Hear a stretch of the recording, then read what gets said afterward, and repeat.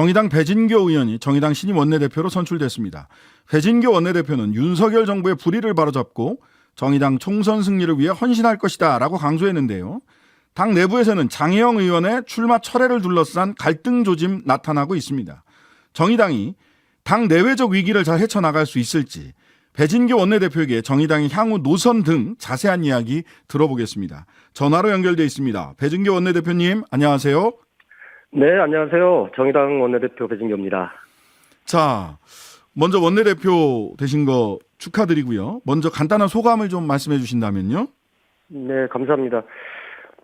정의당 21대 첫 원내대표에서 마지막 원내대표를 맡게 됐는데요. 정의당이 재창당과 총선 등 주요한 과제들을 앞두고 있는 상황에서 맡은 또 원내대표라 책임감이 어느 때보다 무겁다는 말씀을 드리고 그런 네. 만큼 앞으로 남은 1년 동안 윤석열 정부의 불의를 진짜로 바로잡고 정의당 총선 승리를 위해서 최선을 다하겠다는 말씀 드리겠습니다. 네.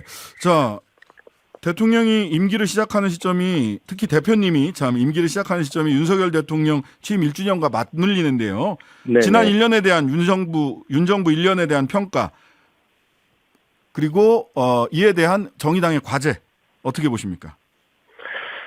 윤석열 정부에 대한 1년 평가는 그냥 한마디로 표현하면 거대한 퇴행이다. 거대한 퇴행이다. 그중에서도 가장 심각한 것은 역시 반노동 정책인 것 같습니다. 알겠습니다. 네. 이런 평가 때문에 저에게 남겨진 과제도 이러한 평가와 맞물릴 수밖에 없을 것 같은데요. 당장 윤석열 정부의 어떤 민생 파탄, 반노동에 맞서는 것이 저의 주요한 과제라는 말씀 드렸고, 당장 네. 이제 국토위에서 지금 공전을 거듭하고 있는 전세 사기 특별법 같은 경우에도 하루속히 지금 매듭지어야 하는데, 네.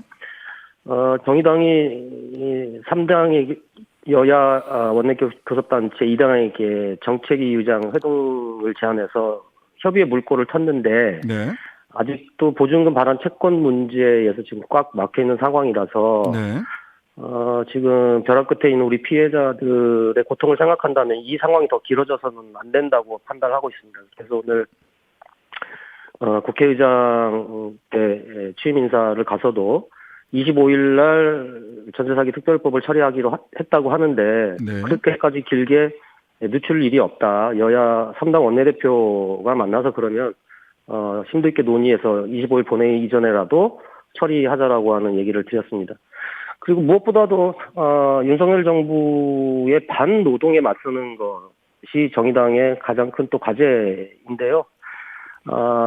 단순하게 반노동에 맞서는 것뿐만 아니라 노동개혁 입법도 실질적으로 추진해야 된다고 생각하고 있습니다. 네. 이 정의당이 많은 노동단체, 시민단체들과 추진해왔던 노란봉투법 그리고 이어서 일하는 시민 모두의 노동기본권을 위해서 일하는 시민기본법 등 노동개혁 입법들을 하반기 국회 내에서 최대한 처리할 수 있도록 할 예정이라는 말씀 드리겠습니다. 네. 자, 원내대표 선출 과정 잘 몰랐는데 사실은 네네네. 오히려 원내대표 선출 이후에 장혜영 네네. 의원, 유호정 의원이 언론에 인터뷰를 하면서 네네네. 장혜영 의원은 당이 나를 주저앉혔다. 의원 4명이 나를 주저앉혔다. 당이 새로운 변화를 받아들이지 않았다. 그리고 유호정 의원은 의원단이 비겁한 선택을 했다. 거대 양당과 똑같다. 사실 정의당이든 민주노동당이 과거 진보정당 내부에서 어떤 뭐 노선 투쟁이라든지 좀 의견이 좀 다른 경우들은 좀 있었지만 이렇게 네네네. 드러내놓고 당이 네네. 거대 양당과 똑같다, 비겁하다, 주저앉혔다. 뭐 이런 식의 이야기는 좀 사실 낯섭니다. 이런 비판 어떻게 받아들이십니까? 먼저 좀 드려야 되는 것은 원내대표 선출 과정을 통해서 사실은 이제 우리 의원단이 보다도 통합되고 단결된 모습으로 재창당과 총선을 임하겠다라고 하는 의지를 우리 당원들과 또 국민들께 보여드려야 되는데 사실 그러지 못한 점에 있어서는 원내대표로서 대단히 송구스럽게 지금 생각을 하고 있습니다. 네. 이제 언론을 통해서 알려진 대로 원내대표 선출 일정을 한 차례 수년할 정도로 당이 내년에 총선과 재창당이라고 하는 이제 중차대한 과제를 앞둔 상황이었기 때문에 원내 지도부 구성에 있어서 충분한 내부 토론과 협의를 하는 과정이 있었는데요. 하지만 결과적으로 의원 모두의 합의에 이르지 못하게 된 점에 대해서는 사실 원내대표로서 책임감을 많이 느끼고 있습니다. 네. 그런데 어쨌든 그럼에도 불구하고 재창당과 총선을 앞둔 상황이고 또 장혜영 유호정 의원의 경우는 같은 동료 의원으로서 기후와 차별금지법, 노동 등 당의 다른 핵심 의제에서는 오히려 저보다 더 넓은 보폭의 활동과 비전을 보여줬던 의원들이지 않습니까? 네. 그런 측면에서 두 의원들과 함께 당이 원내가 통합적으로 잘 운영될 수 있도록 제가 빠른 시일 내에 소통하고 정상화시키는 데 노력하겠다는 말씀드리겠습니다. 네. 장혜영 유호정 의원은 세 번째 권력이라는 정치 그룹에 참여를 하고 있더라고요. 근데 네네네. 이쪽에서 주장하는 문서를 저도 이제 쭉 다 살펴보고 행사들 보니까 이준석, 박지현 뭐 이런 분들이 함께 참여하는 그 출범식을 했고 네네네. 경향의 박순봉 기자가 취재한 바에 따르면 유호정 의원은 나는 정의당으로 출마하지 않을 수 있다. 다른 정당으로 출마할 수 있다. 김종인 같이 하는 게 뭐가 문제냐? 의사타진하고 있다. 금태섭 뭐 이렇게 얘기를 해요. 그다음에 김종인, 금태섭 이런 분들이 같이 토론회 하는 데는 김창인 청년정의당 부대표가 참석을 하기도 했고 즉 반국힘, 반민주 또는 국힘과 민주당 사이에 중원으로 나가자 이런 얘기를 장혜영, 유호정 의원은 공식적으로 공개적으로 하고 있단 말이죠. 정의당 노선과 이게 맞는 얘기입니까?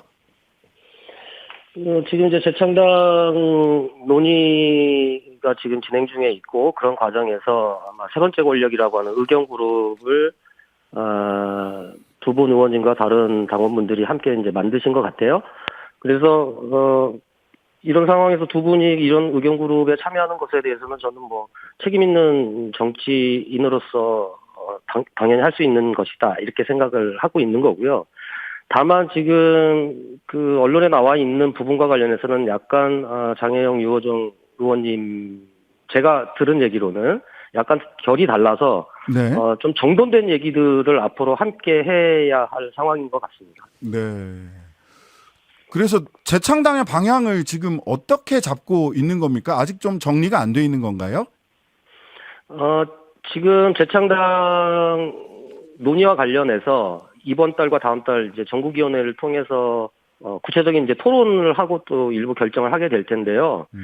현재 일부 언론에서는 이게 뭐 자강론 대 신당론 이런 식으로 VS를 지금 해서 대립하고 있는 것처럼 언론에 보도하고 있는데 네. 사실은 이러한 얘기는 맞지 않다고 저는 생각하고 있고요. 네. 그러니까 자강 없는 신당을 어떻게 창당할 수 있겠습니까? 네. 또 그런 측면에서 놓고 보면 너는 짜장이냐 짬뽕이냐고 이렇게 물으면 사실은 삼선 짜장도 있고 삼선 짬뽕파도 있잖아요. 네, 저는 볶음밥 좋아합니다. 예. 네, 그 볶음밥도 있고 이런 다양한 의견들이 있을 수 있기 때문에 이런 의견들이 재창당을 논의하는 과정에서 함께 담을 수 있는 것은 함께 담고 하는 것이 중요하다고 생각하고 무엇보다도 제가 생각하는 원칙은 노동 중심성을 좀 확고히 세우는 것이 필요하다고 생각합니다. 그래서 이 원칙 아래 우리가 재창당할 정의당의 사회 비전이 무엇인지를 토론하고 확정하고 그리고 이러한 사회 비전에 동의하는 당 바깥에 세력이 있다면 저는 그분들과도 충분하게 재창당 과정에서 함께할 수 있다 이런 생각을 갖고 있습니다. 네. 자, 뭐 현안에 대해서도 당내 논의는 뭐 이 정도로 하고요. 네네. 그 현안에 대해서 몇 가지 여쭤보겠습니다. 먼저 취임 후 우리 원내대표님 첫 행보로 경찰청 항의 방문 가셨어요. 아마도 네네네네. 최근 사망하신 민주노총 건설노조 강원지부 양회동 지대장에 대한 경찰 수사를 문제 삼은 것 같은데 이 사안 네네네. 어떻게 보고 계세요? 어떻게 대응하실 건가요?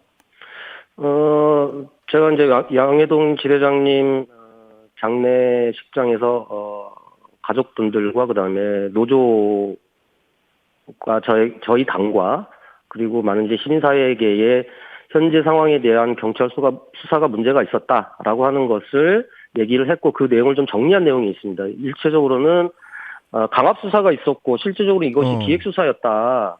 그런 내용 중에 이제 정황 중에 하나가 어떤 거였냐면 실제 수사 과정에서 그 해당 업체가 강요가 없었다는 진술을 했는데도 불구하고 네, 탄원서 냈더라고요. 예. 전인비 갈취로 뒤바꿔서 수사 자료를 작성을 한 거죠. 네네.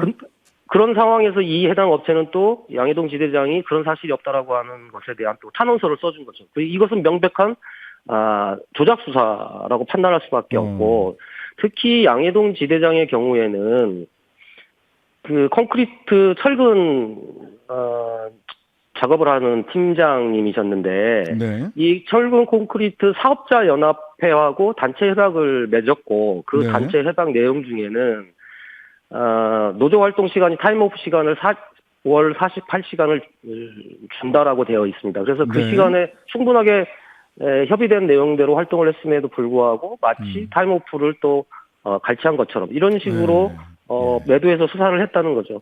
또 하나는 양해동 지대장님의 사례뿐만 아니라 지금 건폭을 척결하라는 윤석열 대통령 하명이 떨어지자마자 200일 동안 노조 13개 지부를 완전히 쑥대밭으로 지금 만들어 놓은 상황이잖아요. 네네네.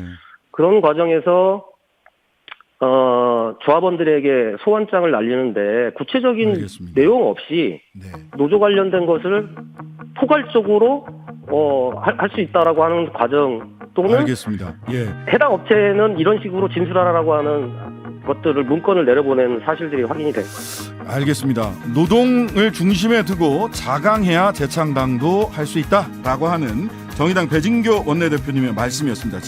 지금까지 배진교 정의당 원내대표였습니다. 감사합니다. 네, 감사합니다. 하루 종일 기다려지는 진짜 시사. 평일 저녁 6시 5분 신장식의 뉴스 하이킥.